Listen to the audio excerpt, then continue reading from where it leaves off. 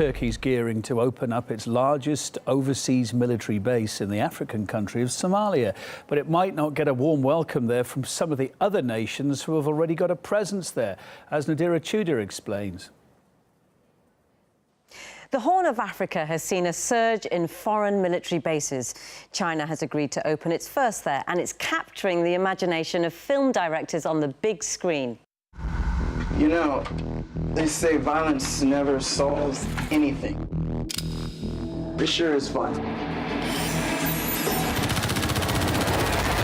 我是来救你们的。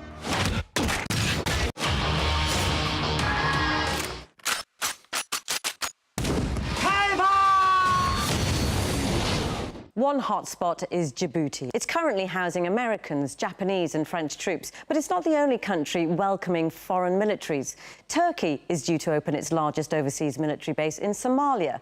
The United Arab Emirates are in Somalia too, after they agreed a 30-year lease for a base in the self-proclaimed state of Somaliland. So, the burning question is why? Why the influx? What are they doing there? To confront terrorism and piracy. Working with Central Command to ensure that the civilian shipping lines have not laxed their security to a point. The terrorists will not enjoy those decisions. Is it helping?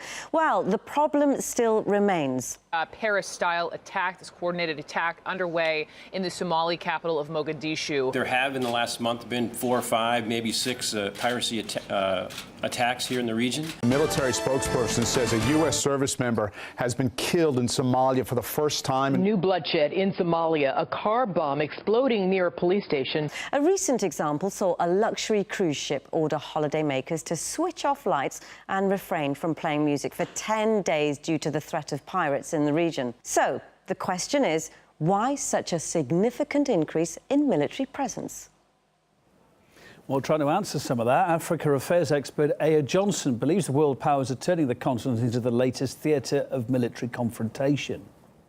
Now we're seeing Africa again being the center ground for the new verge of proxy war, I would call it, because all these different countries which are finding military bases on the African continent is a huge worry. China, who's already having a military base, its own excuse is that it ultimately wants to protect its own investment, which we know it has. The Americans have similar bases, not to mention the Europeans. All seem to have a huge stake and wanting to show that they can, might show their muscles and their military capabilities against one another. And that strength comes at the expense of every single African nation. Ultimately, the biggest losers will be every single individual on the African continent.